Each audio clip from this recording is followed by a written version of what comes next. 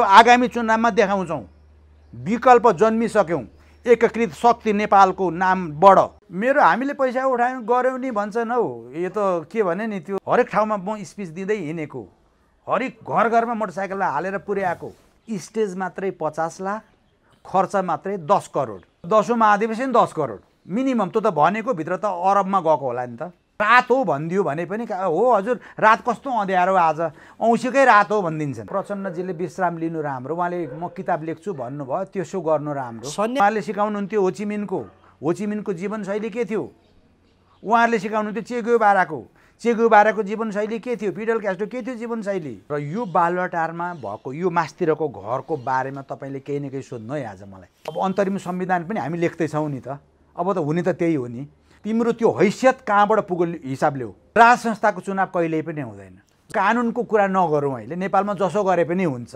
मदन भण्डारीकोलाई मारेको कुरा पनि थियो जोसँग पैसा छ ऊ नेता एउटा सभासद थिएन अरे विराटनगरतिर कि 6-7 करोड तिरेर अपराध त्यस्तै के थर्की मान्छे छन् कि 7 करोड तिरे मैले भनिदिनु सिधै घरभित्र के हैसा हतौडा के छन् नि यिनीहरूको ठाउँमा त्रिशूल आइसक्यो त्रिशूल लिएर हामी निक्लिसक्यौँ र त्रिशूल भन्ने थाहा छ तपाईँलाई थाहा छ मानव जातिको इतिहासमै पहिलो हतियार हो भूमिगत कालमै भेटेको मैले जलनाथ खनाललाई भेट्नको लागि मलाई यो असन्तिर राजेन्द्र श्रेष्ठले लगेको विधान नामबाट त्यहाँ पुग्नको लागि 4 घण्टा लाग्यो हामीलाई छल्दै उता छल्दै एउटा कोड ल्याङ्ग्वेजबाट त्यहाँ पुर्याउने त्यहाँबाट त्यहाँ पुर्याउने त्यहाँबाट त्यहाँ पुर्याउने सोकल मैले विशेष गरी कमल थापाजीलाई चाहिँ इन्डिकेट गरे हो सोकल हो त वा सोकल त हो नि राष्ट्रलाई सबैभन्दा गम्भीर रूपबाट घातक मान्छे पो हुनुहुँदो रहेछ त उहाँ त उहाँ देउपा फेरि अझै सभापति हुनुहुन्छ 6-7 चोटि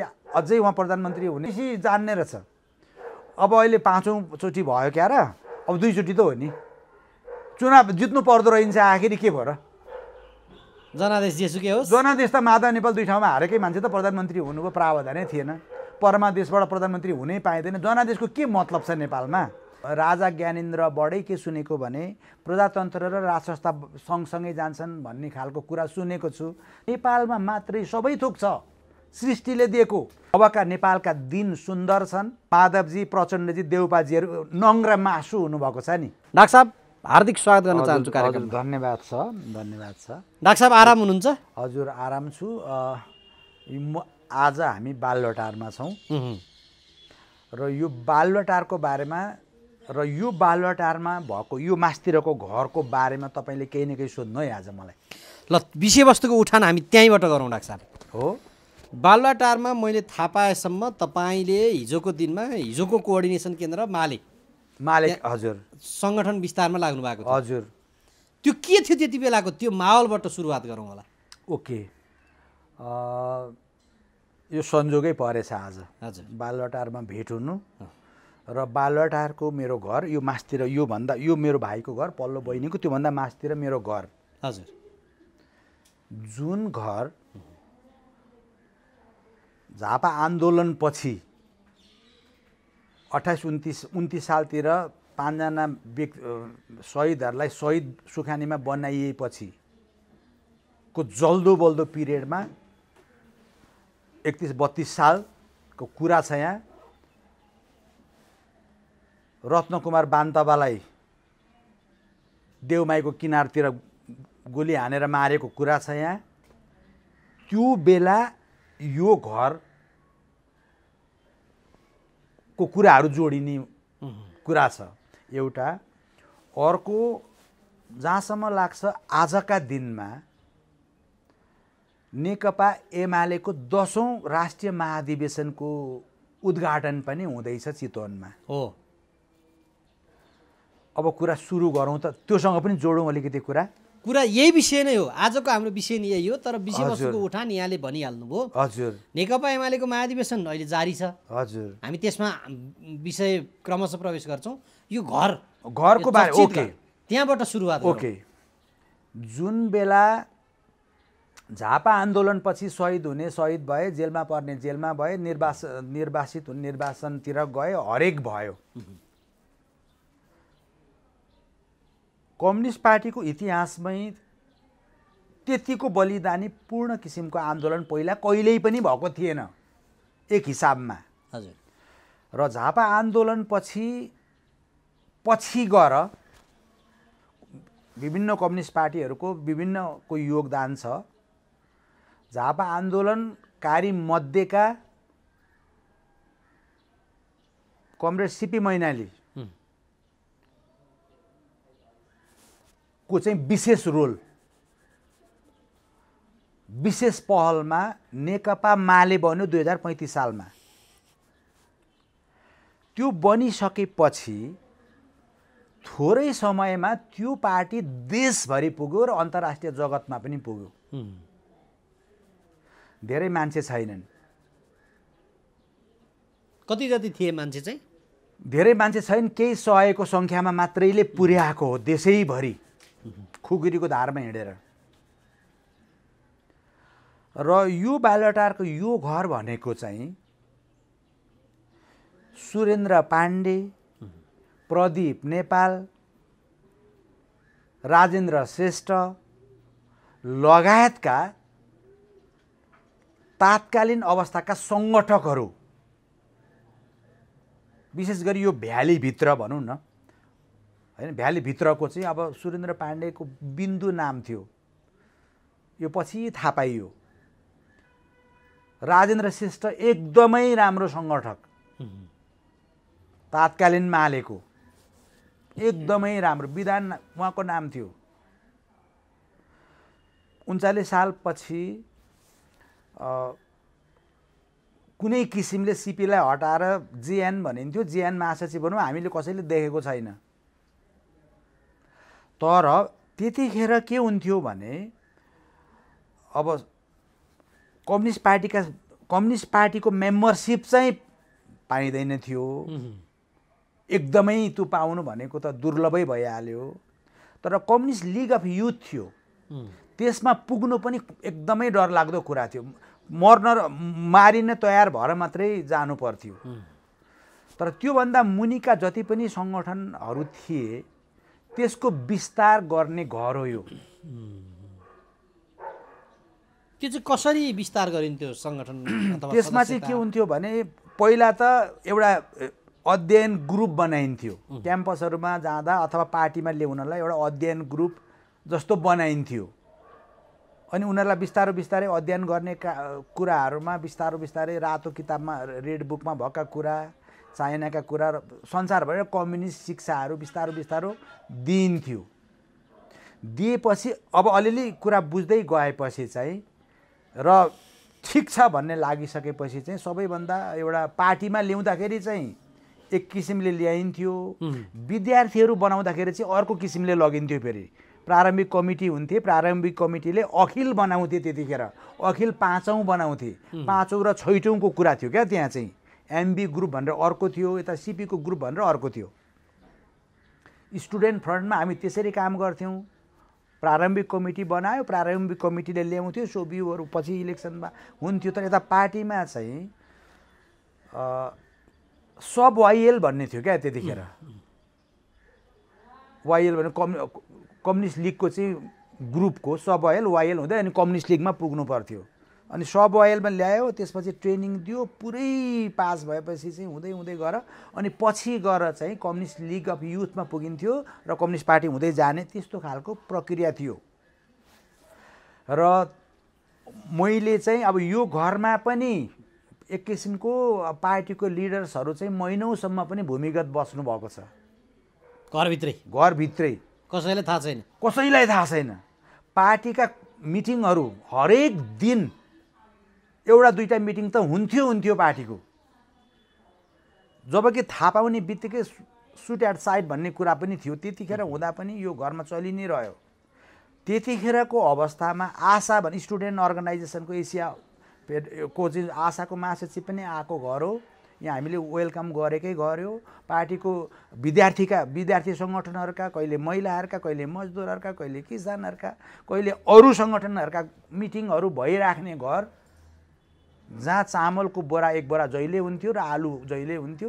त्यो पकायो खायो, 24 घण्टा किचन चलिराख्ने। तर ओरतिर परतिरसम्म कसैलाई थाहा छैन कति डिसिप्लिन थियो होला, कति अनुशासन थियो होला, कसरी बोल्नु पर्थ्यो होला, कसरी सुत्नु पर्थ्यो होला। त्यतिका मान्छे आए त्यो वरिपरि कसैलाई पनि थाहा छैन, कहिले पनि थाहा आउँथे के हुन्थ्यो होइन राति बिहान पनि हुन सक्थ्यो। अब त टाइम चाहिँ अब आउँदा साधारण भएर आउने, एक्लै आउने, भित्र पसेपछि आवाज चाहिँ साउथीको भाषामा क्या काने खुसी गरे जस्तो किसिमले बोल्ने खास एजेन्डाहरू तय हुन्थे, पार्टी निर्माण गर्ने र विस्तार गर्ने क्रम हुन्थ्यो। त्यसरी गर्दै गइयो।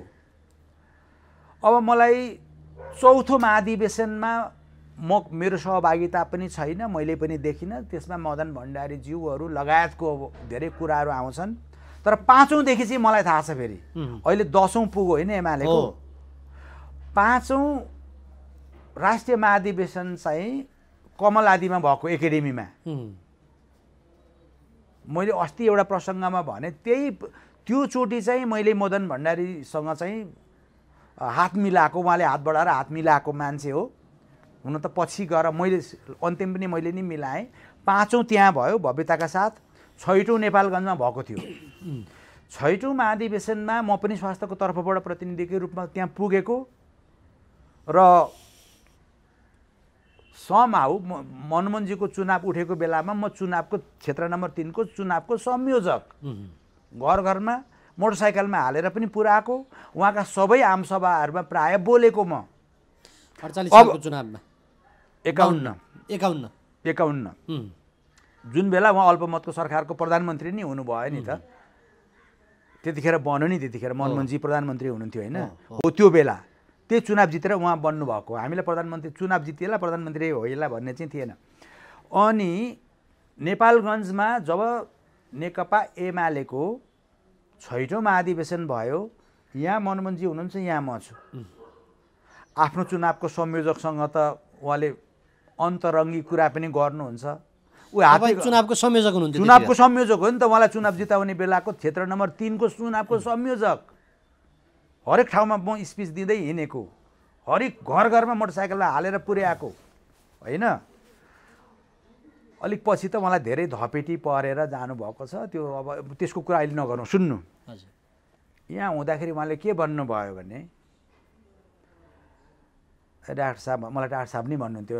अब कार्यकर्ता भए पनि अलिक डाक्टरको लाइनबाटै अलि माया गर्ने, बिरामी हुँदा ओर्दा हस्पिटलमा लाने ल्याउने यताउति मैले एक किसिमको फिजिसियन जस्तो पनि थिएँ म पार्टीगत रूपबाट। त्यतिखेर पार्टीमा कसैलाई उपचार गर्नु पर्यो भने म नै थिएँ होइन, यहाँ चाहिँ सम्पर्क सूत्र पार्टीको लागि। अनि त्यसपछि उहाँले मलाई के भन्नुभयो भने, म त अब हामी त डाँडाको घाम भइहाल्यौँ, कहिले बितिन्छ कहिले के गरिन्छ थाहा छैन। अब तपाईँहरूको जिम्मा, तपाईँहरूलाई चाहिँ पार्टी सुम्पिन्छु, तपाईँहरूले चाहिँ निष्ठापूर्वक अभियानलाई अगाडि बढाउनु, पार्टीलाई अगाडि बढाउनु र मुलुकमा चाहिँ एउटा राम्रो होस्, न्याय होस् भन्ने खालको कुरा उहाँले भन्नुभएको थियो। साँच्चीकै डाँडैमा पुग्नु भएको रहेछ क्या त्यतिखेर। पछि त अब उहाँको देहावसान भइहाल्यो, 6औँ भयो। तर यस बिचमा 54 सालमै पार्टी फुटिसकेको थियो। पार्टी फुटेपछि म चाहिँ मालेपट्टि आइसकेका थिएँ, किनभने उसले बढी राष्ट्रियताको कुरा ल्याएको थियो। महाकाली सन्धि धोका हो भन्ने कुरा ल्याएको हुनाले यता आएको थिएँ। त्यसपछि मैले 7औँ 8औँ 9औँ र कुनै पनि महाधिवेशन देख्नु परेन, किनभने म त्यहाँ रहिनँ। मनमोहनले त्यति बेला तपाईँलाई पार्टी ल तपाईँ पनि हुनुहुन्छ है, अब यसलाई लिड गर्ने, यसलाई अगाडि बढाउने भनेर निष्ठापूर्वक जिम्मा लगाउँदाखेरि डाक्टर साहबलाई के कारणले त्यो पार्टीप्रतिको लगाव 81 हट्यो त? होइन, त्यो महाकाली सन्धि पछि नै अब क्या हो भन्ने भयो नि त। महाकाली सन्धिमा पुरै मुलुकमा अन्याय पर्यो, धोका भयो भन्ने थियो। त्योभन्दा अगाडि मदन भण्डारीकोलाई मारेको कुरा पनि थियो, धेरै कुरा थिए। विरक्त लाग्यो त्यसले धेरै कुराले विरक्तता लाग्यो। अनि त्यो लाग्यो क्या। अब हामीहरू चाहिँ अब अलिकति निष्ठापूर्वकै लागेको, भोलि केही पाइहालिएला भनेर सोचेकै छैन। जब म त्यो पार्टीमा जोडिएँ, जब मैले सङ्गठन विस्तार गर्दै थिएँ, जब मैले विद्यार्थीको नेतृत्व गर्दै थिएँ, जब म भित्तामा लेख्दै थिएँ, राति गर म मात्रै मेरो भाइ बहिनीहरू पनि लगेर लेखाउँथेँ, जब म नारा जुलुस र सङ्घर्षहरूमा हिँड्दै थिएँ, हाम्रै पालामा कम्युनिस्टहरू सत्तामा पुग्लान् भन्ने आशै थिएन। मेरो पालामा हुँदैन, छोराको पालामा हुँदैन, पछि दोस्रो तेस्रो जेनेरेसनसम्ममा हुन्छ, दायित्व पुरा गरौँ भनेर एउटा इमान्दारिताका साथ इमान्दारीपूर्वक हामी खटेको मुलुक बन्छ भन्ने हिसाबमा ती सबै कुरा पछि बुझ्दै जाँदाखेरि भ्रम रहेछन्। जनता जो भनिन्छ नेपाली दाजुभाइ दिदीबहिनीहरू साह्रै सरल, साह्रै एउटा भनौँ न इमान्दार, असल असल, सरल असल इमान्दार। उहाँहरूको टाउकोमा चाहिँ जसले जसरी गिर खेले पनि हुने, जसले जसरी झुक्क्याए पनि हुने। यी कुरा भएपछि त्यता छोडियो, पछि अर्कोतिर गयो र 9, 10औं अब 10औं चितवनमा हुँदैछ। चौथो र पाँचौँमा पनि अलिकति फरक पर्यो। चौथो विशुद्ध भूमिगत शैलीमा कतै न कतै गरिएको हुनुपर्छ, थोरै खर्चमा पुर्याइएको हुनुपर्छ। तात्कालीन माले देशैभरि पुग्यो र संसारभरि मालेको नाम थियो। त्यो आर्थिक कारणबाट र ठुला भव्य खर्च गरेर थिएन र त्यहाँ पुग्नका लागि एकदम धेरै खर्च गर्नुपर्छ भन्ने मान्यता होइन, नहुँदा पनि पुग्दो रहेछ। अहिले त म सुन्दैछु स्टेज मात्रै 50 लाख, खर्च मात्रै 10 करोड। 10औं महाधिवेशन 10 करोड मिनिमम। त्यो त भनेको भित्र त अरबमा गएको होला नि त। भनेपछि एउटा महाधिवेशनमा गरिएको खर्च, अर्को कुरा चुनावमा गरिने खर्च। अस्ति प्रचण्डजीको एउटा स्पिच सुन्दै थिएँ मैले। हजुर, वडा अध्यक्ष वडा सोडामा जाँदा पनि 10 लाख 20 लाख 50 लाखको कुरा आउँछ अरे, माथि त करोडौँको कुरा आउँछ अरे। 5-10 करोड भन्नुभयो, 5-10 करोडको कुरा आउँछ अरे। भनेपछि यस मुलुकमा इमान्दार मान्छेहरू कोही छन्, राष्ट्रलाई केही गरौँ भन्छन् भने कि गन लिएर हिँड्नु पर्यो र आउनु पर्यो, डेमोक्रेटिक प्रोसेसबाट जाउँ न त चुनावबाट भन्दा त अरबपति हुनु पर्यो, अर्थात् करप्टेड हुनु पर्यो, अर्थात् बिक्नु पर्यो, अर्थात् पन्च हुनु पर्यो। त्यसकारण हामीहरूले यो सबै कुराको अनुभव गरेपछि मुलुकलाई कोल्याप्स हुन दिनु भएन, मुलुक जोगाउनु पर्छ। हजुर भ्रम रहेछ भन्ने पर्यो, विशुद्ध भ्रम नि। डाक्टर साहब, यो चौथोदेखि त अनुभूति गर्न थालिहाल्नुभयो, 5औँदेखि सक्रिय रूपमा लाग्नु भएको थियो, अहिले त्यस पछाडिका 10औं पुग्यो, अहिले 10औं पुग्यो। यो महाधिवेशन, हिजोका महाधिवेशन कस्तो हुन्थ्यो, अहिलेको यो महाधिवेशन कस्तो खालको? यो एउटा खर्चको त जानकारी आइहाल्यो, अरू कस्तो हिसाबले भिन्नता पाउनु भएको छ? होइन, अहिले यस्तो भयो, अब महाधिवेशनको प्रतिनिधि हुनलाई तपाईँसँग 50 लाख छ भने पाइहाल्नुहुन्छ।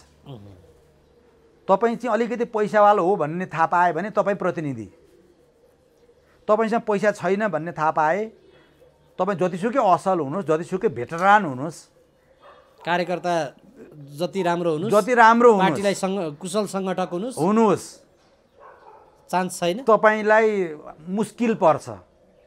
पहिला त तपाईँ अरबपति हुनु पर्यो, तपाईँको इज्जत हुन्छ, तपाईँ सिसिएम सेन्ट्रल कमिटीमै पुग्नुहुन्छ, पोलिट ब्युरोमा पुग्न सक्नु होला तपाईँ, भोलि मन्त्री फ्याटै। किनभने 1-2-4 करोड, अब करोडभन्दा तल त अरबभन्दा तल अहिले हिसाबै आउँदैन होइन। त्यसो भएको हुनाले कम्युनिस्ट पार्टीमा नि यस्तो हुन्छ।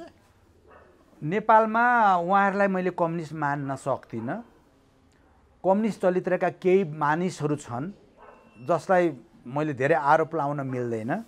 जीवनभरि निष्ठापूर्वक लाग्ने इमान्दार मान्छेहरू पनि छन्, सबैलाई सलाम छ। जीवन नै राष्ट्रको लागि र जनताको लागि भनेर समर्पण गर्ने मान्छे छन्, आदर गर्न चाहन्छु।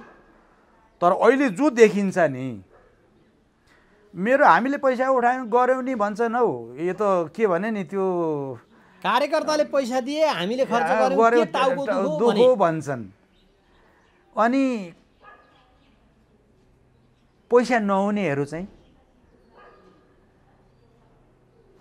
होइन, यो अनि त्यो यसो गरौँ न, नगरेर किफायती खर्चमा गरौँ, चौरमै बसेर गरौँ भन्न पनि त सकिन्थ्यो नि।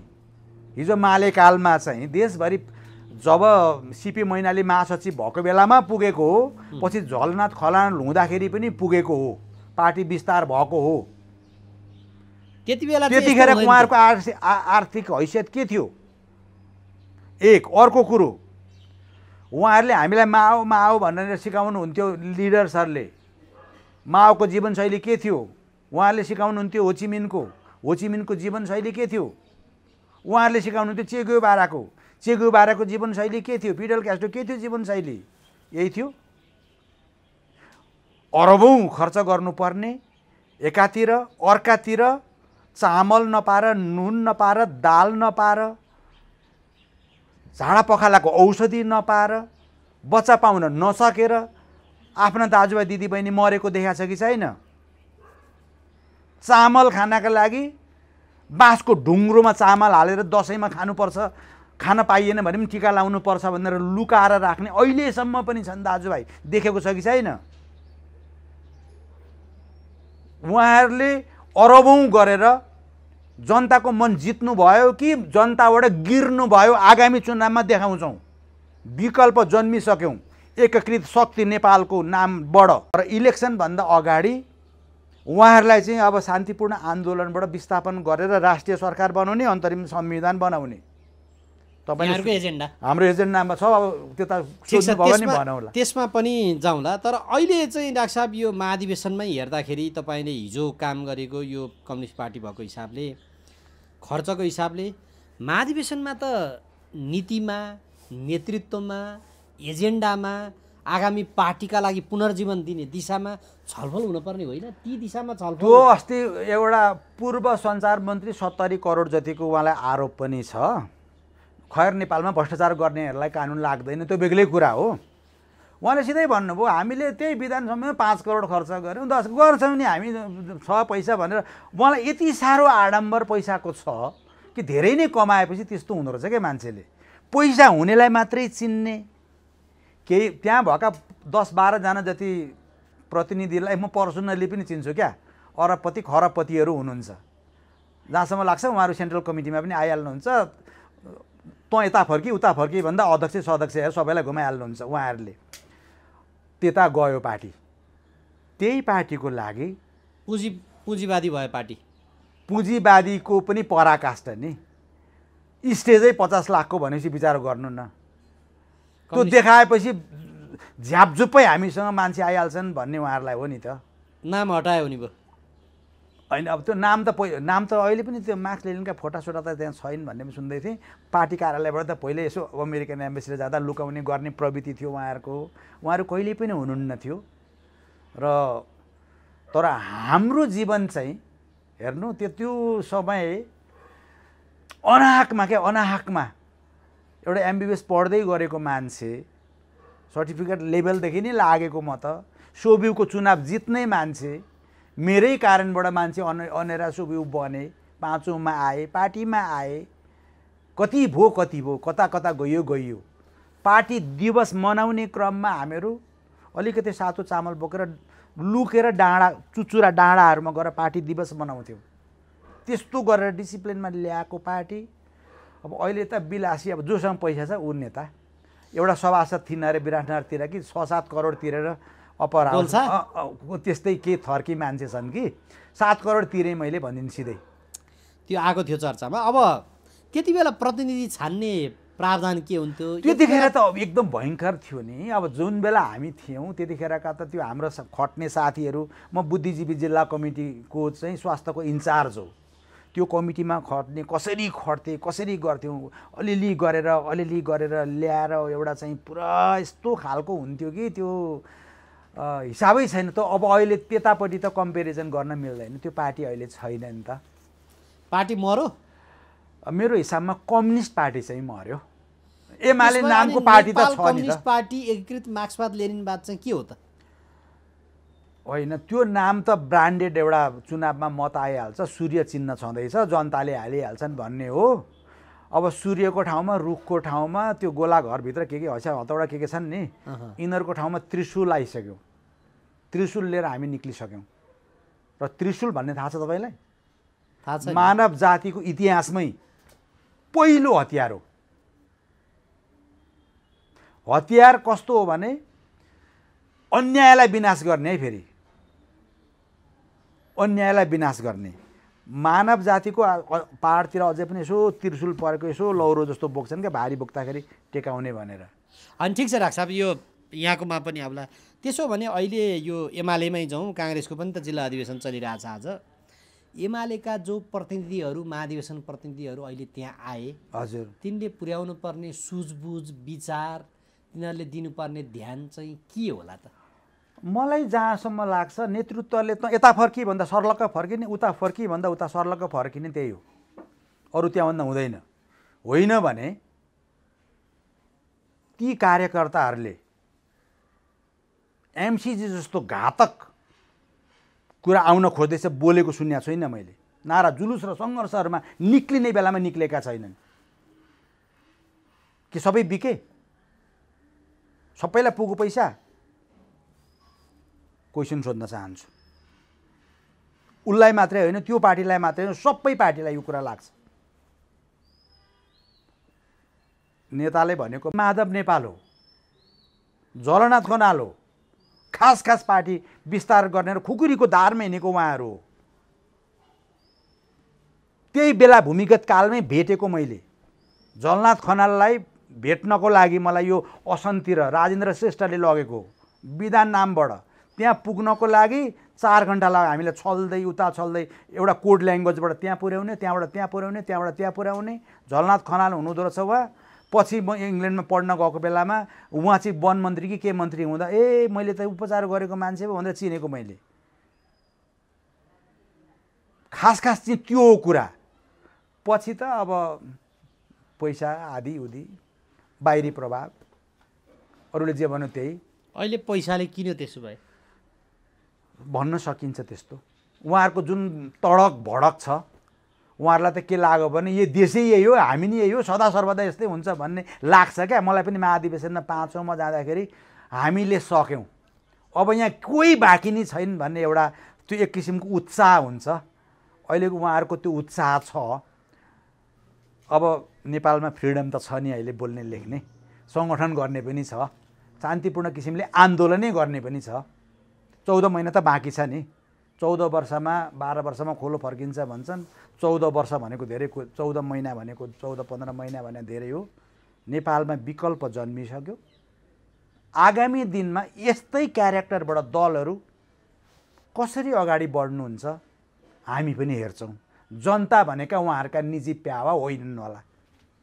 काङ्ग्रेसलाई पनि कम्युनिस्टलाई पनि कम्युनिस्टलाई पनि राप्रपा भनिन्छ नि। सोकल मैले विशेष गरी कमल थापाजीलाई चाहिँ इन्डिकेट गरे हो। सोकल हो त वा? सोकल त हो नि। राष्ट्रलाई सबैभन्दा गम्भीर रूपबाट घातक मान्छे पो हुनुहुँदो रहेछ त उहाँ त। उहाँहरूको पनि अधिवेशन के आउँदैछ क्यार गरिराख्नु भएको छ, गरिराख्नु भएको छ। तपाईँले त यो राष्ट्रलाई त्यही राजाका नाममा र त्यही हिन्दू धर्मका नाममा जति घात गर्नुभयो नि, तपाईँलाई त यो लोकमा पनि अर्को लोकबाट पनि माफी पाउनुहुन्न। अर्काले त भनी गरेका थिए, तँलाई मास्छु भनेरै गरेका थिए र शिवलिङ्गमा पिसा फेरेका थिए। तर उसले राज संस्था र हिन्दू धर्मको लागि भोट मागे, जिते र विश्वको सबैभन्दा उत्कृष्ट संविधान भनेर ट्याप्पै उप प्रधानमन्त्री के पड्काए होइनन्, हस्ताक्षर गरे होइनन्, नोट अफ डिसेन्ट लेख्न सके। त्यस्तो घातक आफूलाई पोस्ट आउने भयो, द्रव्य आउने भयो भने जता पनि जाने, जता पनि फर्किने। यी सबैको हामी विकल्प। उहाँहरूको अहिले पनि त्यही छ नि, संवैधानिक राज संस्था, राजासहितको प्रजातन्त्र अनेक छ त। त्यसपछि अघिल्लोचोटि घात गरेपछि पछिल्लोचोटि कतिवटा सिट जित्नुभयो चुनावमा? जनताले फुटपाथमा पुर्याउँदा रहेछन् कि रहन्छन्? फेरि उठ्नु कसरी हो? त्यही पार्टीको कुरा गर्नुहुन्छ भने राजेन्द्र लिङ्गदेन चाहिँ मलाई अहिलेसम्म चाहिँ इमान्दार लागेको छ। उहाँले अध्यक्ष घोषणा गर्नुभएको छ त। बेस्ट विशेष भनिदिन्छु म। राजेन्द्र लिङ्गदेन हुनुभयो भने चाहिँ म यसो छ, किनभने राजेन्द्र लिङ्गदेनको सबै कुरा मेरो 2-4 राउन्ड मसँग यसो भेट पनि भयो क्या। उहाँको कन्सेप्टहरू पनि मैले बुझेँ। कमल थापा जस्तो अपर्चुनिस्ट चाहिँ उहाँ हो जस्तो लाग्दैन। एउटा त जनजातिको एउटा उसकोबाट पनि प्रतिनिधित्व गर्नुभएको छ। त्यति साह्रो घात उनीहरूले गर्दैनन्, इमान्दार हुन्छन्। मलाई त्यस्तो लाग्छ। उहाँ उठ्नुभयो र राप्रपाको कार्यकर्ताहरूले उहाँलाई नेतृत्व दिए भने नयाँ चेन्ज, नयाँ टेस्ट त्यो सम्भावना छ डाक्टर साहब। कमल थापाबाट नेतृत्व फुस्किएर राजेन्द्र लिम्बुमा पुग्ने, केपी शर्मा ओलीबाट नेतृत्व फुस्किएर भीम रावलमा पुग्ने, शेरबहादुर देवाबाट नेतृत्व फुस्किएर अर्को अब को उठ्छ त्यसमा पुग्ने, त्यस्तो सम्भावना देख्नुहुन्छ?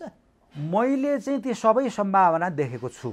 तर यता एमालेको उसमा चाहिँ भीम रावलजीलाई चाहिँ अलिकति, किनभने उहाँले यता पार्टी त्यो 10 भाइ मध्येको होइन, एक भाइ हो, त्यो भएको हुनाले उहाँलाई चाहिँ भन्न सक्दिनँ म।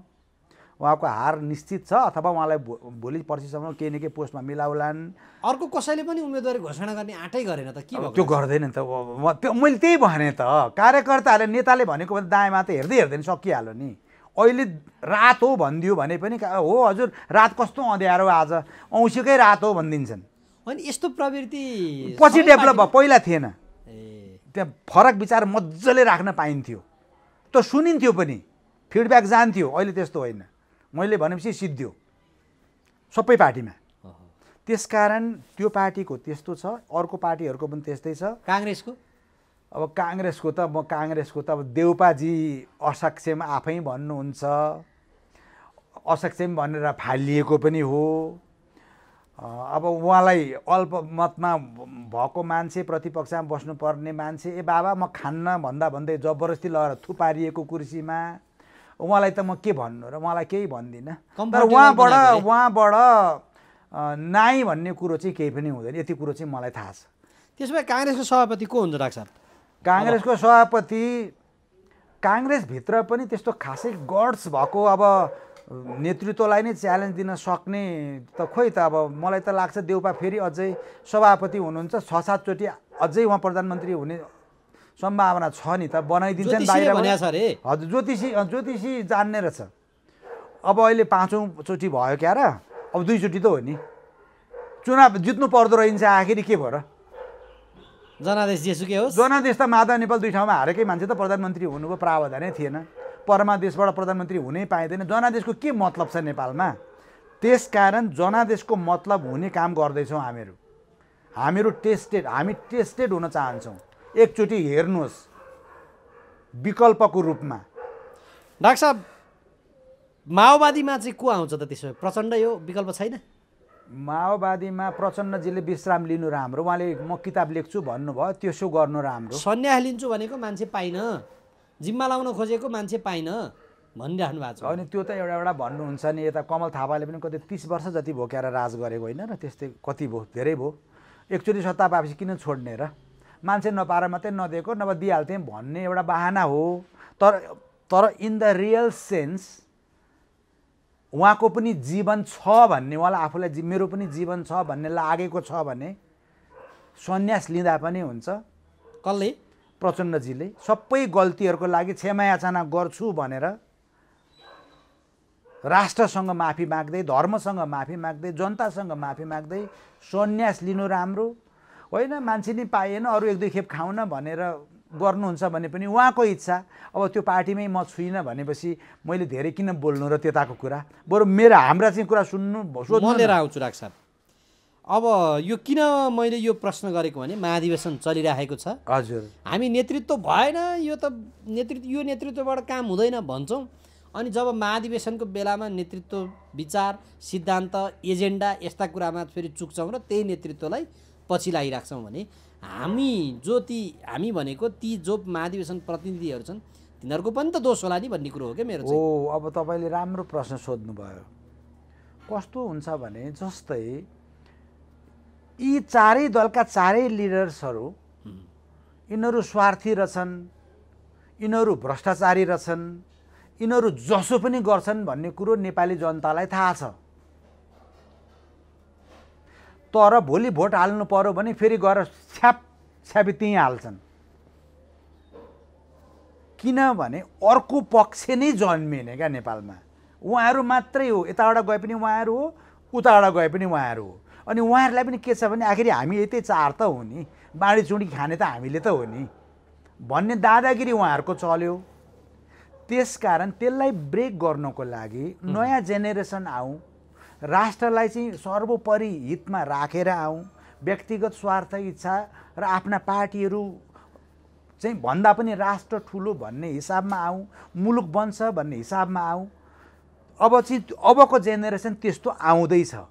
अब हुने इलेक्सन चाहिँ त्यो कुराको लागि हुन्छ, हेर्दै जानु। अहिले मैले अलिक बढी बोले जस्तो लाग्ला, त्यसमा लागिसक्यौँ हामीहरूले। अब किनभने अब शान्तिपूर्ण किसिमले विस्थापन त यिनीहरूलाई गरिन्छ दलहरूलाई, होइन? अब अन्तरिम संविधान पनि हामी लेख्दैछौँ नि त, अब त हुने त त्यही हो नि। तर दलले जारी गर्ने संविधान हो र त्यो त संसदबाट होइन, त्यसको जनताबाट अनुमोदन भएर आउने होला नि त। ती कानुनका कुरा नगरौँ न यो, किनभने परमादेशबाटै प्रधानमन्त्री हुने ठाउँमा के अब कानुन सर्वोच्चमा देख्नुहुन्न कुटाकुट। सर्वोच्च कानुनको कुरा नगरौँ। अहिले नेपालमा जसो गरे पनि हुन्छ, सत्य कुरापट्टि चाहिँ लाग्नु पर्यो। अब जे गरे पनि हुँदैन, त्यस्तो चाहिँ दिन ल्याउनु पर्यो। त्यसो भएको हुनाले हामी अन्तरिम सरकार र अन्तरिम संविधानको परिकल्पनामा छौँ, जसलाई मेटेरियलाइज गराउँछौँ। दलहरूले राम्रो बुझे हुन्छ, जसो जसो गर्न मन छ गरे पनि भयो, जति जति खर्च गर्न मन लाग्छ गरे पनि भयो। भोलि फेरि लुट्न नसकिएला। हुनसक्छ अहिले पनि एनसेलले महाधिवेशनमा फन्ड गरिदिएको होला, किन एनसेल छँदैछ काङ्ग्रेस कम्युनिस्टहरूलाई पाल्ने। तिर्नुपर्ने ट्याक्स तिर्नु पऱ्यो नि, 2-4 अरब 2-4वटा हड्डी फालिदिएपछि गइहाल्नुहुन्छ। सब कुरा केयरफुल्ली हामी हेर्दैछौँ, हरेक कुरा नोटिस गरेका छौँ। तिम्रो त्यो हैसियत कहाँबाट पुग्यो हिसाबले हो, हरेकले हिसाब बुझाउनुपर्छ। संसारभरि नेपालका 70-80 लाख युवा बेचेर उनीहरूबाट आएको खुन र पसिनाको कमाइबाट तपाईँहरू तर मार्नुहुन्छ, भ्रष्टाचार गर्नुहुन्छ। मुलुकमा स्वास्थ्य, शिक्षा, रोजगारीका कुरा तपाईँहरूलाई मतलब छैन।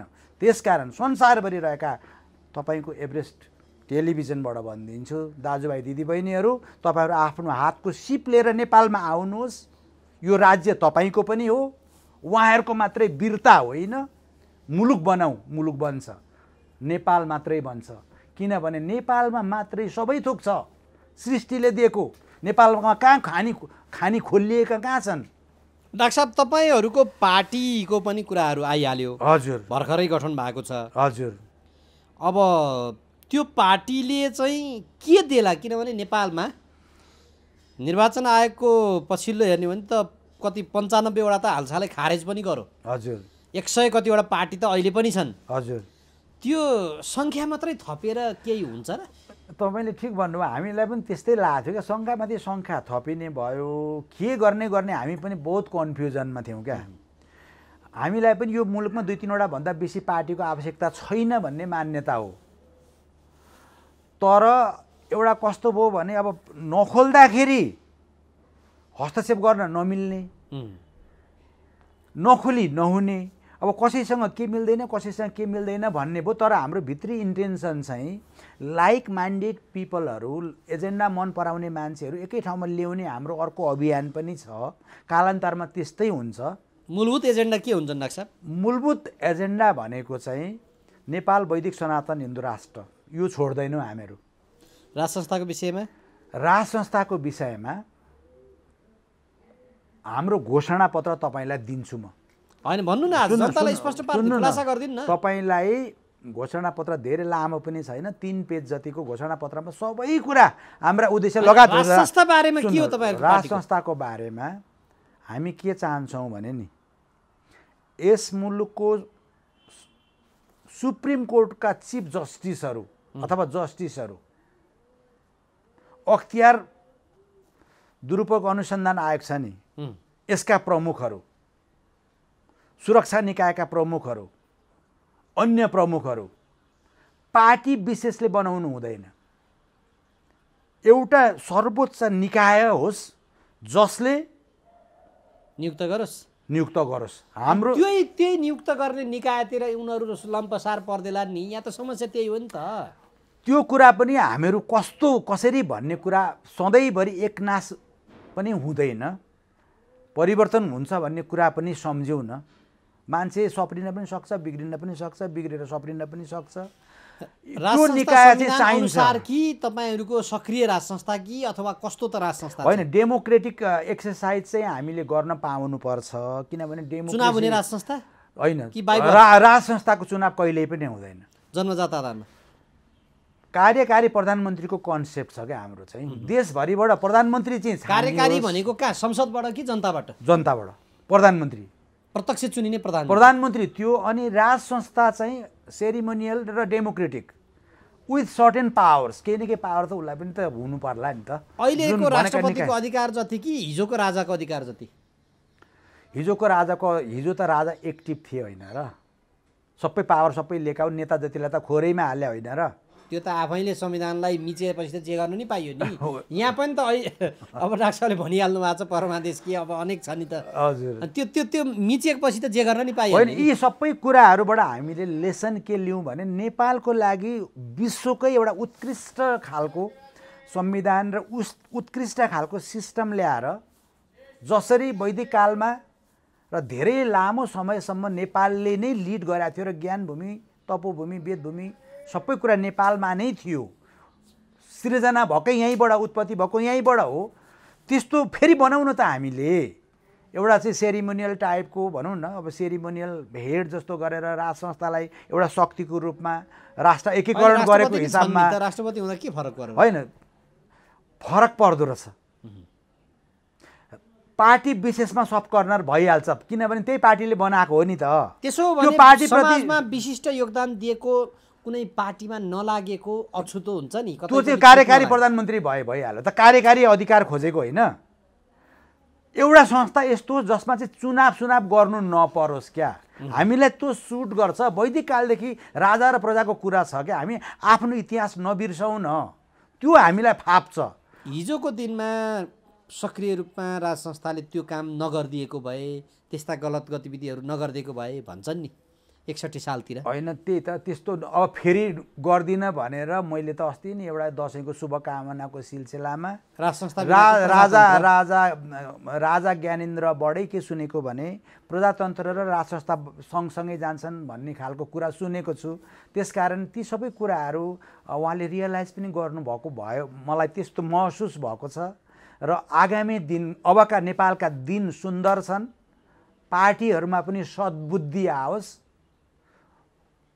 फजुल खर्च गर्ने पट्टि भन्दा पनि जनताको जीवन उकास्ने पट्टि लाग्नु तपाईहरुको पार्टी पनि अब उइड्याङको भन्छ नि त्यस्तो हुने हो त्यो तपाईले भने स्वाभाविक हो किनभने अहिले यस्तो स्थिति बनाइदिए पार्टीहरूले कि जनताले जो आएन त्यही ड्याङको मुला हो भन्ने नि नैराश्यता फैलाए सधैँभरि त्यस्तो हुँदैन सधैँभरि दुःख पनि हुँदैन सधैँभरि सुख पनि हुँदैन परिवर्तन सम्भव छ गरेर देखाउँछौं हाम्रै पालामा भन्थे हाम्रै पाला होइन अब त्यो अब धेरै अहिले भन्दिन हजुर किनभने गर्नु अहिले हामी धेरै बोल्नु भन्दा गरिराखेका छौं हामी एकैचोटी ड्याङ रिजल्ट देखाउँछौं 3 महिनासम्ममा हामीले भनेको हामी सामान्य जनताले अनुभूति गर्ने गरेर हजुर तपाईले ड्याङ गर्नुभएको कामको रिजल्ट देखिन्छ तपाई त्यो हामी प्रयासरत छौं हामी निकट भविष्यमा जिल्लामा जाँदै छौं जिल्लाहरुमा जाँदै छौं सत्य र तथ्य कुरो बुझाइदिन्छौं र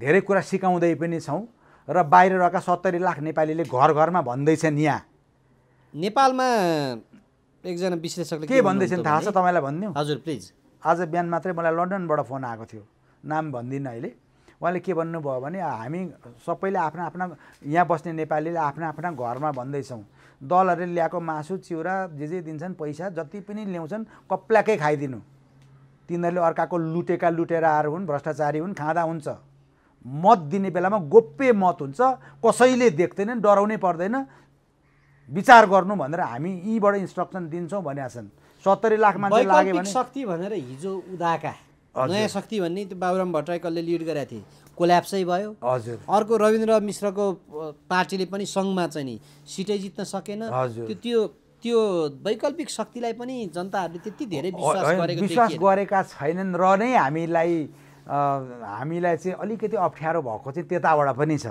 किनभने एक त दलमाथि दल पार्टीमाथि पार्टी जस्तो पनि देखियो अर्को वैकल्पिक शक्ति भन्दा एकमाथि अर्को अर्कोमाथि अर्को को के भन्ने पनि परेको छ यी सबै कुरा चिर्नको लागि हामीलाई केही समस्या छ हामी चिर्दै पनि गर्दै छौं त्यसो भने डाक्टर साहब जस्तो उस्तै एजेन्डा हजुर तपाईको पार्टीको एकीकृत शक्ति नेपालको उस्तै एजेन्डा हजुर अर्को के यो नेपालका लागि नेपाली यो राप्रपा जे छन् नि हजुर ती सबै पार्टी बीच यो सयले थुकी सुकी एक्लै थुकी नदी के एक्लै थुकी सुकी सयले थुकी नदी भने जस्तो एउटै रूपमा चाहिँ किन एउटै छाताभित्र नअटेको? कालखण्डमा त्यस्तो पनि हुनसक्छ, किनभने त्यो समयले जन्माउने कुरा हो। हामी पनि रहरले जन्मेको होइनौँ। हामीलाई कुनै पार्टी खोलौँला भन्ने मलाई पनि लागेको थिएन। मलाई पार्टीबाट दिक्क भएर म एकाडेमिक मात्रै भएर बसेको मान्छे हो, होइन हुँदो रहेछ भनेर आवश्यकताले जन्मायो। भोलि त्यो सबैले जसरी अहिले माधवजी, प्रचण्डजी, देउपाजीहरू नङ्ग्रा मासु हुनुभएको छ नि, उहाँहरूको कुनै प्रिन्सिपल मिल्छ र? मिल्दैन नि।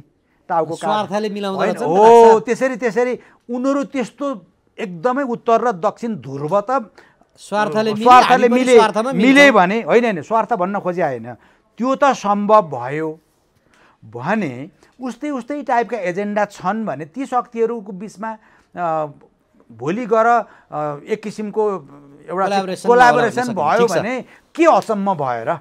हुन्छ डाक्टर साहब, अब अन्तिममा छौँ। हजुर, यो महाधिवेशन जुन चलिरहेको छ, ती सबै प्रतिनिधिहरू, यो कार्यक्रम हेरिरहेका सबै जनताहरूलाई के भन्न चाहनुहुन्छ? अब आज महाधिवेशनकै कुरा गर्नुभयो र जीवनका धेरै वर्षहरू मैले त्यही एमालेमै लगाएको, धेरै नै वर्ष सिन्सियरली लगाएको हुनाले महाधिवेशनको सफलताको शुभकामना गरिदिन्छु एमालेलाई। राम्रो नेतृत्व ल्याउनु, हिजोको तपाईँको कमिटमेन्ट जे थियो त्यही अनुसार काम गर्नु शुभकामना छ। काङ्ग्रेसकै पनि कुरा ल्याउनु भयो, राम्रो सक्षम नेतृत्वहरू विकल्प खोज्नु, बिपीलाई सम्झिनु, बिपीले के भन्नुभएको थियो बिपीलाई सम्झेर काम गर्नु, उहाँहरूलाई शुभकामना छ। राजेन्द्र लिङ्गदेनजी हिम्मत गर्नुभयो, उठ्नुभयो भने जित्नुहोस्, शुभकामना छ। तपाईँ जस्तै देशभक्तहरू हामीले खोजेको हो। कालान्तरमा गएर हामी सबै मिलेर मुलुक बनाऊ। मुलुक मात्रै मेरो र हाम्रो स्वार्थ हो। एभरेस्ट टिभीलाई धन्यवाद। हस्, धन्यवाद डाक्टर साहब।